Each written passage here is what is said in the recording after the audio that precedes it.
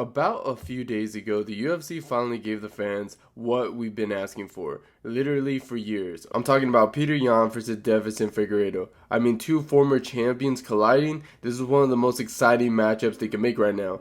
At one point, these guys were both champions at the same time, and it's wild to think that just a few years ago, if Figgy had decided just to make the jump to 135, we could have been calling this fight a super fight. And it's crazy how fast things can change. I have to mention this.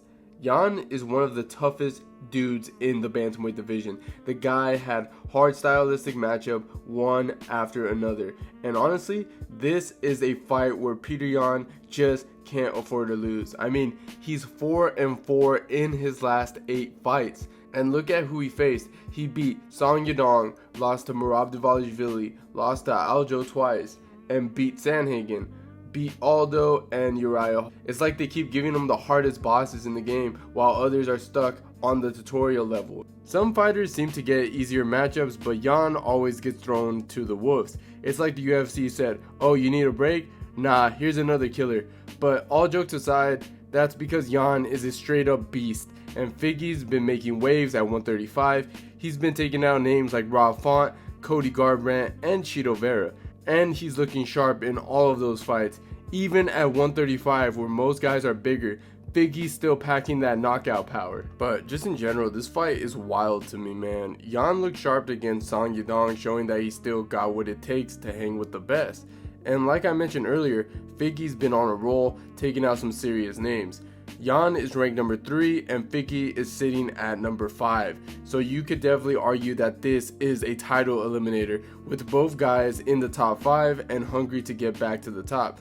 The stakes are huge. Whoever wins could be the next in line for a title shot, and that just makes it so much more exciting to watch. I'm expecting an all-out war over 5 rounds in this fight. The more I think about it, the harder it is to pick a winner. Yan is still a beast, despite that weird little 3-fight losing streak he had, and that loss to Merab.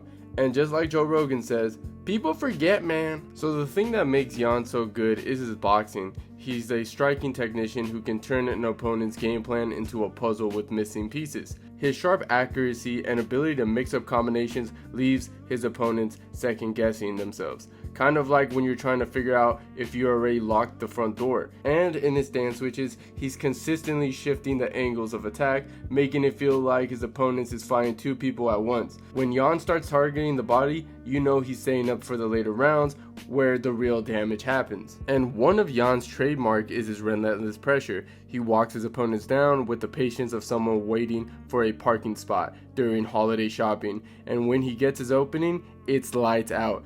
His boxing is tight and his fundamentals allow him to stay in the pocket, slip punches, and land counters with precision. It's like he's reading his opponent's move before they even know what they're gonna do.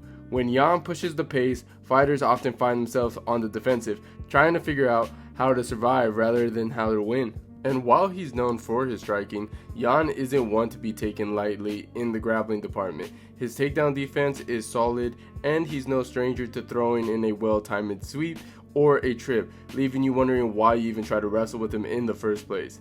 With cardio for days and a chin that can take a punch, Yan is built to go to the distance. Petr Yan's boxing is what sets him apart as a striking technician, and his fight against Song Yadong at UFC 299 was a great example of this. Throughout the bout, Yan's sharp accuracy and ability to mix up his combinations left Yadong second guessing. Yan landed 2 powerful uppercuts and a takedown towards the end of the second round, turning the tides of the fight after absorbing an elbow earlier. His precision allows him to capitalize on small openings, making his opponents feel like they're fighting on a chessboard where Yan is a few moves ahead. Now, as for Deiveson Figueiredo, he has shown that he has power. And it's no joke since moving up to bantamweight, and he proved it by being the first fighter to drop Marlon Chito Vera during their fight at UFC Abu Dhabi. Figgy landed a clean right hand in the 3rd round that sent Vera to the canvas, showing that his knockout power didn't lose any steam moving up that weight class. That knockdown was the key in his unanimous decision victory, and it's a clear sign to the bantamweight division that Figgy is a dangerous man to stand with. But it's just not his striking that makes him a threat. Figgy has a solid grappling game, and he's not afraid to take things to the mat. In the same time against Vera, he mixed in a couple of well-timed takedowns, using his Brazilian Jiu-Jitsu to control the pace and frustrate his opponents. His ability to blend striking and grappling makes him unpredictable. One minute he's blasting you with a punch, and the next he's trying to lock up a submission. It's like he's playing chess while others are stuck playing checkers, you know what I'm saying? Of course with Figueiredo, it's all about staying aggressive. Whether he's standing or on the ground, he's always pushing the action. If you're in the cage with Figgy, you better be ready for a full-on assault, because he's not the type to wait for an invitation. He'll knock you down and take you down for a ride on the mat if he has to. I mean, in the fight against Font, Deiveson Figueiredo succeeded by mixing up his striking and his wrestling perfectly. He landed some powerful shots that rocked Font, especially in the later rounds, and kept pressuring him on the ground with multiple takedowns. Figgy's ground game was strong, especially when he mounted Font and landed some solid ground and pound, keeping control.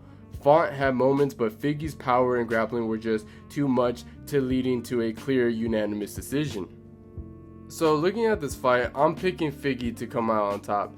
It's not that Yan isn't going to do his thing. He's an expert at reading his opponents and adapting, especially as the fight progresses. But Figgy's gonna throw some serious curveballs. He's got a strong blend of striking and grappling, and that's where he can really give Yan some problems. While Yan likes to break his opponents down over time, Figgy has the explosiveness to create problems early on. Now, Figgy's biggest advantage is going to be the threat of mixing things up. Picture this, he comes in aggressive, throws a hard overhand, and Yan instantly goes to block. As we've seen him do before, by the way. Instead of fully committing to that punch, Figgy switches it up and goes for a takedown. Yan's hands are already high, and that can be the time he adjusts. Figgy could be deep on a double leg, throwing Yan off his game. That kind of unpredictability could make a huge difference in this fight.